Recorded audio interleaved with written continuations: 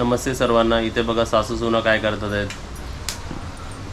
आईचे केस विंचरते तेल लावून. आणि इकडे चालली आहे ना आई हॉस्पिटलमध्ये. सासूला रवानगी, सासूला बाय बाय. तेल मालिश करून देते, आल्यानंतर परत करेन. दवाखान्यात जाते ना ऍडमिट व्हायला हा 15 दिवसासाठी. हम्म. मग कपडे 15 दिवसासाठी किती लागतील ना?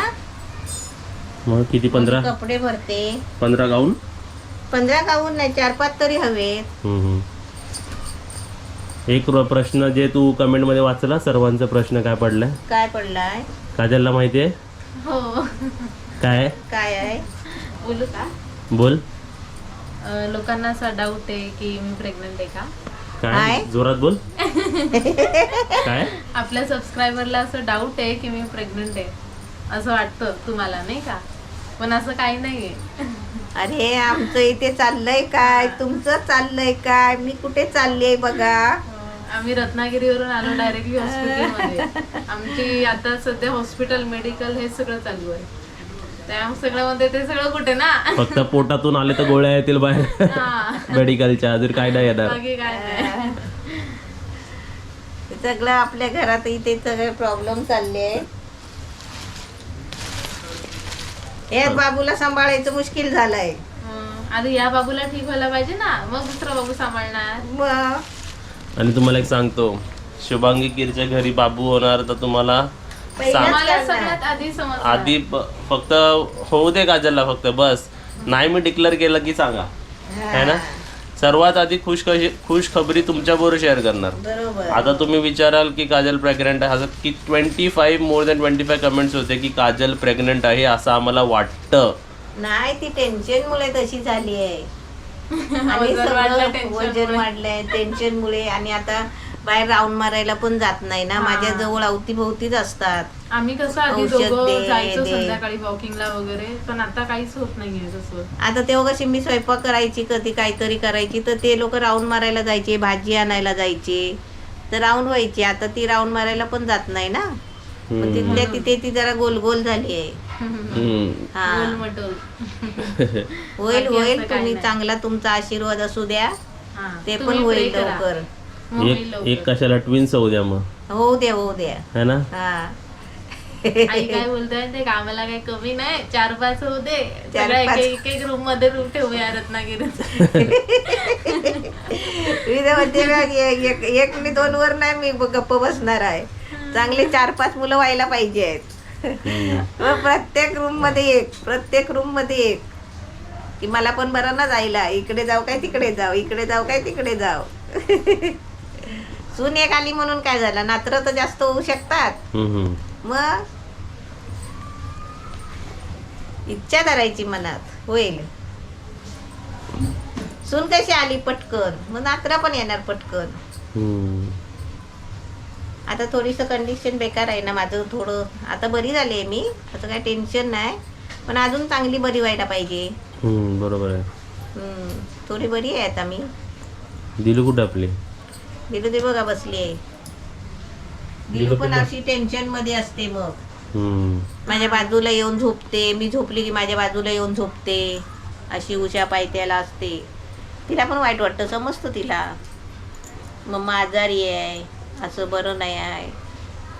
तुम्हाला माहिती आहे, आपली बाबू झाली ना ताईची, तेव्हा तिला आम्ही पहिलं बोलायचं, बाबू झाली की बेडवर यायचं नाही, असं आम्ही फक्त बोलायचो. पण तिने आहे ना खरोखर तेवढं करून दाखवलं. जशी बाबू झाली आणि बाबू घरात आली ना, तर बाबू यायच्या आधी सकाळी आहे ना, जेव्हा बाबू हॉस्पिटलला झाली ना, तेव्हा ती सकाळी या बेडवर इकडे आहे ना येऊन बसलेली. तेव्हा बाबू झाली पण नाही होती हॉस्पिटलमध्ये. ती बेडवर इथे येऊन बसली आणि त्यापासून ती बेडवर आली नाही. ती बाबू 2 महिने इथे होती. 2 महिने या रूम मध्ये ती आलेलीच नाही. तर आपण तुम्ही कमेंट मध्ये सांगत होतात ना की म्हणजे प्राणीचे केस किंवा प्राणी आले नाही पाहिजे लहान मुलांच्या इकडे, तर ती अशी पण कमेंट होते की दिलला जवळ घेऊ नका, म्हणजे इनडायरेक्टली तेच. पण तुम्हाला सांगायचं आहे की आम्ही असं पण नाही की तिला बोलवायचो, पण तरी ती यायची नाही. तरी ती यायची ह्या रूम मध्ये ती यायचीच नाही. आम्ही दोघं नाही, काजलला तुम्ही विचाराल, काजल बरोबर ना. हो, यायचीच नाही ती. यायचीच आम्ही किती नाही. पण आवाज द्यायचो ना, दिलू ये पाणी पी खा वगैरे, यायचीच नाही तरी ती. या रूम मध्ये ती अजिबात इकडे या दरवाजाच्या इकडे आलेलीच नाही ती. आता जेव्हा बाबू गेली हा. ताई गेली त्यानंतर ती या रूम मध्ये यायला लागली नाही बघ, अशी बसायला लागली. हा. नाही तर ती आतमध्येच आम्ही बसायची. तिच्या बाबूला आंघोळ घातली की आम्ही तिला दाखवायची बाबू बघ, तरी पण ती नाही हे करायची, यायची नाही. पण शेवटला एक कमाल झाली तुम्हाला सांगते मी. जेव्हा बाबू जायची ना, बारसा होता बाबूचा, तेव्हा आम्ही बाबूला आंघोळ घातली आणि बाबूला अशी दिलच्या जवळ नेली. दिल बाबू बघ. पण आश्चर्य काय माहिती आहे का, बाबूने जो हात सोडला ना असा खाली पटकन, मी अशी दाखवायला गेले बाबू बघ. बाबूने असा हात सोडला ना तर दिलूच्या डोक्यावर हात पडला बाबूचा. म्हणजे ते बाबूने पण ना दिलचा स्पर्श घेतला. हा, असं पटकन डोक्यावर हात बाबूचा पडला दिलच्या. दिलू पिल्लू. एवढी आमची दिल शांत आहे आणि शहाणी आहे. म्हणजे आमच्या दिलू सारखी कोणच दिलू नाही. पप्पू म्हणतो ना माझ्या दिलू सारखी कोण आहे का दिलू. बघ आता काय करेल ती बघा. दिलूची तारीफ होते. दिलू काय दिलू पिल्लू. दिलू तुझी तारीफ होते. दिलू पिल्लू. आणि कशी झोपायची त्याच्यामध्ये त्याच टायमाला दिलूला ती जखम झालेली होती. बिचारी आपण बरी झाली. आम्ही तिला हात पण लावायचो नाही का, बाबू होती घरात म्हणून. म्हणजे बिचारी आपण बरी झाली आणि आता ती आमच्या आजूबाजूला येऊन झोपते. हे बघा इकडे जखम होती अशी, एवढी पूर्ण भरली होती एवढी. हा, पूर्ण नाही हो, झोप.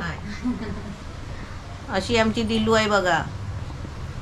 असे काय बाबू आमचे काय कमी आहेत का घरात.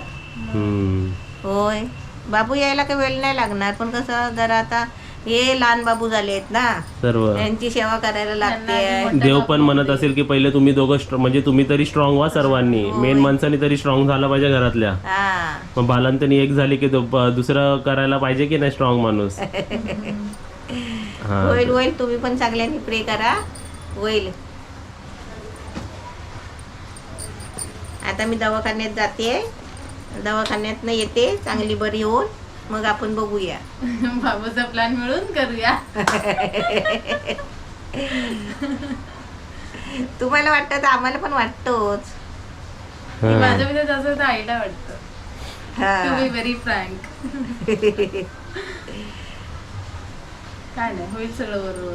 तुमच्या आशीर्वादाने सगळं बरोबर होईल. पप्पूचा छोटा पप्पू म्हणतात ना. छोटा पप्पू. बांधलेस माझे केस. चला मग निघते आता. कपडे चेंज करते ना, आता निघणार. सर्व पॅक झालं. ब्रश बिश सर्व घेतलेच काय. ब्रश वगैरे घ्यायचा, पणी घेतली, साबण घेतला, साबण पण घेतला, डब्बा घेतला साबणाचा. बाकी काय आपल्याला म्हणजे अंथरूण वगैरे चादर बिदर काही न्यायची गरज नाही, कारण तो आपला प्रायव्हेट रूम आहे ना. मग ते प्रायव्हेट मध्ये सगळं देतात. आता ते गव्हर्नमेंटच्या याच्यामध्ये असतो ना, तर ते आपल्याला अंथरूण पांघरूण सगळं न्यायला लागतो. ही बिस्किट माझी रोज खायची, ती तू आणलेली ना, डॉक्टरने सांगितलेली. औषधं भरायची आहेत. हे आपलं च्यवनप्राश. हे कसलं आहे बघ, सांगूया पहिला तू ठेव, कारण तुला सर्व हवं आहे ते सर्व गोष्टी आहे ना. आता याच्यामध्ये सर्व औषधं राहणार आपली. कपडे घालणार आणि निघणार. हे बघ, हे सर्व तुझ्या बाटल्या, हे मम्मीचे सर्व औषधं ह्याच्यात आहेत. यात राहतील का काय बाटल्या. ज्यात ठेवतेस मग तीनचे तिकडे बापू आहे. त्यांच्या याच्यावर असं ठेवायला बरा ना. मग हे घे सर्व बाटल्या घे, हे तुझ्या औषधं घे.